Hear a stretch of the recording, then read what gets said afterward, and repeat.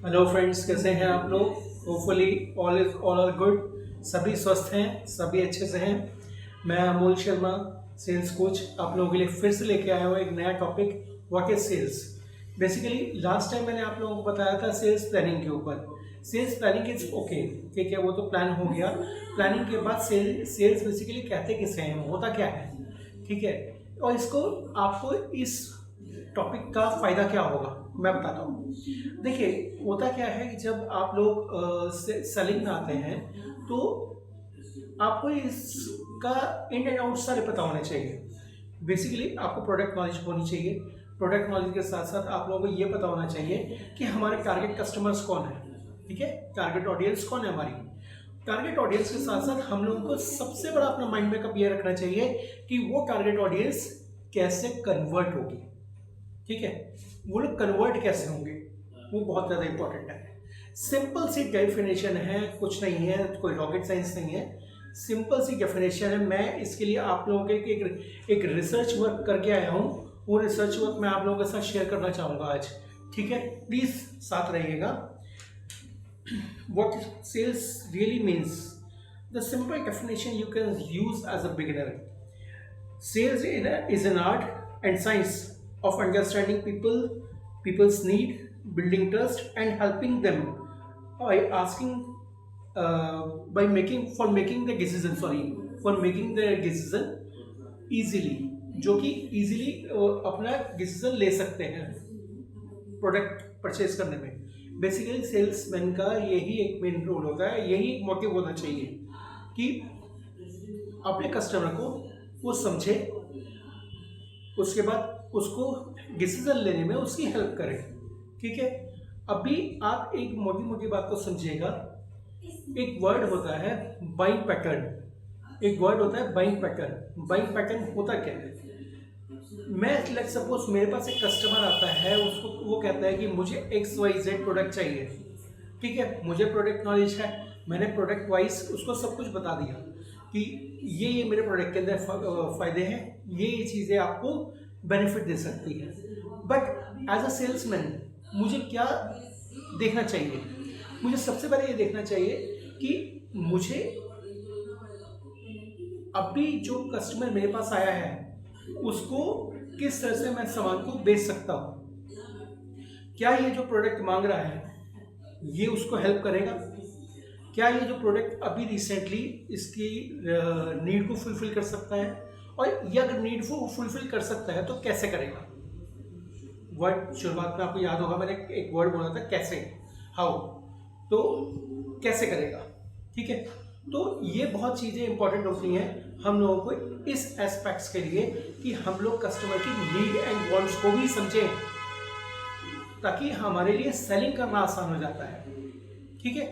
अब एक चीज़ देखते हैं कि आप बीइंग ए सेल्समैन, जब आप अपने कस्टमर के पास जाते हैं, कस्टमर से बातचीत करते हैं, बातचीत करने के दौरान हम लोग क्या करते हैं, मेनली हमारी थोड़ी सी, मैं मिस्टेक्स के लिए आऊँगा बाद में। हम लोग क्या करते हैं कि हम लोग समझते हैं कि हमारा जो प्रोडक्ट है बस ये किसी तरह से बिक जाए, सेल हो जाए, ठीक है। नहीं, ये एक प्रोसेस गलत है, ये एथिकली रॉन्ग है, ठीक है। मैं ये बिल्कुल नहीं कह रहा हूँ कि प्रोडक्ट को बेचना नहीं है, प्रोडक्ट को बिल्कुल बेचना है, बट क्या उसकी वो ज़रूरत पूरी करेगा। आप लोग मेरी बात समझ रहे हैं, क्या वो जो प्रोडक्ट है उसकी ज़रूरत को पूरी करेगा। अगर वो उसकी ज़रूरत को पूरी करता है तो it's okay, then we can pursue. नहीं तो हमें उसका ऑल्टरनेटिव्स भी देख के रखना चाहिए, ताकि वो कस्टमर भी हमारे पास से ना जाए और हम उसको उसकी ज़रूरत को भी पूरा कर सके। देखिए, इस चीज़ को समझिएगा, बहुत इंपॉर्टेंट है, चाहे तो इसे नोट कर सकते हैं। What salesmen do? Salesmen, first of all, draw the customer's attention towards him. Second, he sell, and third, he sell the product same customer again and again. मतलब कि जो सेल्समैन है वो फर्स्ट ऑफ ऑल कस्टमर का जो ध्यान है वो अपने तरफ आकर्षित करता है, कैसे? प्रोडक्ट के ज़रिए, उसके अपने सर्विसेज के ज़रिए, जो जैसे वो मान लीजिए कि आप वॉक इन होते हैं या कस्टमर आपके पास वॉक इन होता है, तो आप अपने शोरूम में, शॉप में, या फिर आप रिटेल शॉप में, या फिर आप खुद कस्टमर के पास जाके विजिट कर रहे हैं, तो आपकी सर्विसेज क्या हैं? Your tongue, your your words. तो ये चीज़ें बहुत इंपॉर्टेंट हैं बात करने के लिए। तो हमने अपने कस्टमर का अटेंशन ड्रॉ किया, देन हमने अपने प्रोडक्ट को उसे सेल किया। अब सबसे बड़ी बात ये आती है कि हमने प्रोडक्ट को उसको सेल कर दिया, क्या वो प्रोडक्ट उसके लिए वायबल है? क्या वो मेरा कस्टमर बनेगा? कस्टमर का मतलब ये नहीं होता कि हमने उसे एक बार बेच दिया। कस्टमर का मतलब होता है कि वो रेपिटेशन के अंदर बार बार सेल होती रहे, एक ही कस्टमर को चीज वो बार बार परचेज करता है। Getting my point? तो ये बहुत इंपॉर्टेंट फैक्टर है जो मैंने आपको बताया। सेकेंड थिंग, आप लोग एक चीज को देखिएगा कि इसका एक वर्ड होता है ट्रस्ट बिल्डिंग। ट्रस्ट बिल्डिंग क्या है? ट्रस्ट बिल्डिंग है कि जब आप कस्टमर के साथ इन्वॉल्व होते हैं,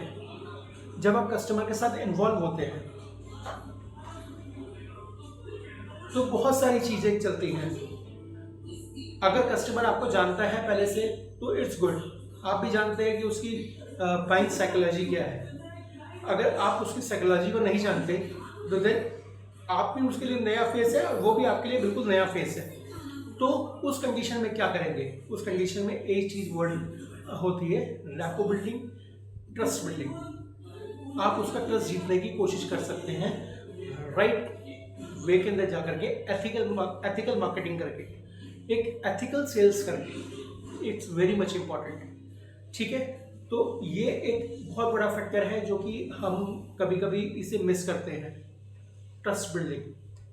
थर्ड वन इज, जब ट्रस्ट बिल्डिंग कर लिया आप लोगों ने, उसका विश्वास जीत लिया, तो बिल्कुल एज के ऊपर एक वर्ड होता है आफ्टर सेल सर्विसेज। ये बहुत सारे लोग बोलते हैं, ये चीज़ बोलेंगे भी कि व्हाट इज यार, इट्स ओके यार, हमने हमारा माल था, हमने बेच लिया, इट्स ओके, कस्टमर गया नहीं। After sale services very much important, क्योंकि इससे आपकी मार्केट वैल्यू बनती है। मार्केट वैल्यू बनने का मतलब ये हुआ कि आपके पास कस्टमर रेपिटेशन में आता है। आपको रेगुलरली, मैं बार बार रेगुलरली इसलिए बोला है क्योंकि कस्टमर जब आपके पास आता है तो वो एक ब्लैंक माइंड सेट लेके आता है। वो ये सोचता है कि मेरे को ये प्रोडक्ट लेना है, मैं कहीं से भी एक अच्छी शॉप से जाकर के ले लूँगा, मेरे को जहाँ पे मेरे को वैल्यू भी अच्छी मिलेगी, मतलब मेरे को सस्ते दामों में मिल जाएगा, मेरे को अच्छी चीज़ मिल जाएगी और मेरे को सर्विसेज भी अच्छी मिलेगी। 3 चीज़ें कस्टमर देखता है, ठीक है? तो जब 3 चीज़ें कस्टमर ये चीज़ देख रहा है तो हमारे लिए सबसे ज़्यादा इम्पोर्टेंट होता है कि उसकी ट्रस्ट को जीतना और आफ्टर सेल सर्विसेज देना। आपने सेल कर दिया और उसके बाद आप उसे सर्विसेज कैसे देते हो, बहुत इंपॉर्टेंट है, बहुत इंपॉर्टेंट एस्पेक्ट है, ठीक है? आप एक चीज़ को सेल करने के बाद उसी के साथ अटैच बार बार रेपिटेशन के साथ साथ अगर आपके पास और भी प्रोडक्ट्स हैं तो आप सेम कस्टमर को कैसे सेल कर सकते हो। और तीसरा चीज़, सबसे बड़ा जो इम्पोर्टेंट फैक्टर होता है, सबसे बड़ा इम्पोर्टेंट फैक्टर है कि वो ही कस्टमर रेफरल्स लेके आए, रेफरल बिजनेस, जो आपके 2 चीज़ों को बढ़ाता है। नंबर 1, रेफरल्स तो बढ़ ही रहे, उसके साथ आपका वर्ड ऑफ माउथ भी बढ़ता है। वर्ड ऑफ माउथ का बढ़ना बहुत इंपॉर्टेंट होता है, ठीक है? जिससे आपकी मार्केट गुडविल बढ़ती है। देखिए, इसका सिंपल सा एक फॉर्मूला है, मैं आपको बताता हूँ। इसका कोई वो नहीं है, आप इस चीज़ को देखिएगा, sales is equal to trust plus is equal to value plus is equal sorry मैं गलत बोल गया। Sales is equal to trust plus value plus communication plus service. ये एक चीज़ है जो कि बहुत बहुत बहुत बहुत इंपॉर्टेंट है। अच्छा, कुछ सेल्स के अंदर मिथ्स हैं, जो myths generally sales people follow करते हैं, जो चीज़ नहीं करनी चाहिए। देखिए, सेल्स मैनिपुलेशन नहीं है, ये एक मिथ है कि हम मैनिपुलेट करते हैं और सेल करते हैं। सेल्स हमेशा उसी तरीके से की जा सकती है जब आप प्रोडक्ट को समझें और उसकी वैल्यू को कस्टमर को एग्जैक्ट उसी तरह से डिलीवर करें जिस तरह से कस्टमर की नीड है, उसकी नीड के अकॉर्डिंग। मैनिपुलेशन नहीं है, ये एक रॉन्ग चीज़ है, बिल्कुल रॉन्ग थिंग है कि आप इसे एज ए मैनिपुलेशन लें, गलत चीज़। Second thing, the great sales people born not made, कभी नहीं होता, हमेशा सेल्स बेसिकली इससे स्किल जो कि प्रैक्टिस के साथ साथ आती है। मेरे साथ भी ऐसा हुआ, आप भी ऐसे ही सीखते हैं और आगे हम लोग, आप और मैं दोनों ऐसे ही सीखते रहेंगे, नई नई चीज़ें आती रहेंगी, हम सीखते जाएंगे। थर्ड वन जो सबसे बड़ा मिथ है वो ये है कि हम कस्टमर को जब प्रोडक्ट बेचते हैं तो उस प्रोडक्ट को हम कुछ भी बोल के बेच दें, गलत चीज़, बिल्कुल रॉन्ग थिंग है। हमें कस्टमर को एज पर देयर रिक्वायरमेंट बेचना है। ये बार बार घूम करके चीज़ आ रही है, इसका मतलब इसकी वैल्यू आप समझ सकते हो कितनी ज़्यादा है, आप समझ सकते हैं। थर्ड वन इज दैट कि आप सबसे ज़्यादा इम्पोर्टेंस दें अपनी सेल्स के ऊपर, अपनी ट्रस्ट बिल्डिंग के ऊपर, अपनी आफ्टर सेल्स सर्विसेज के ऊपर। ये 3 फैक्टर्स हैं जिन्हें मिला करके ग्रेट सेल्स पर्सन बनता है। Thank you to you all and please subscribe my channel. आपको मैं ऐसे इंफॉर्मेटिव वीडियोस और भी लाता रहूँगा और मेरी बहुत सारी रिसर्चेस हैं जो मैं आप लोगों के साथ शेयर करना चाहता हूँ। मेरा मोटिव यही है कि जो मैं बार बार बोलता हूँ, मैं अभी भी बोल रहा हूँ और आगे भी बोलूँगा कि मेरा मोटिव ये है कि जो लोग बिगिनर्स हैं, जो कि विदाउट फॉर्मल ट्रेनिंग्स के सेल्स की दुनिया में आते हैं, फील्ड में आते हैं, इस प्रोफेशन में आते हैं, उन लोगों को हेल्प मिल सके, मेरा मोटिव ये है। तो प्लीज़ मेरे चैनल को सब्सक्राइब कीजिएगा और प्लीज़ मैक्सिमम टू मैक्सिमम इसे शेयर कीजिएगा, मेरी आप लोगों से रिक्वेस्ट है। और थैंक यू सो मच जो आप लोगों ने लास्ट मेरे ब्लॉग हैं उसके अंदर जो मुझे सपोर्ट और प्यार दिखाया, उसके लिए I am too much thankful to you and have a good day. Thank you so much.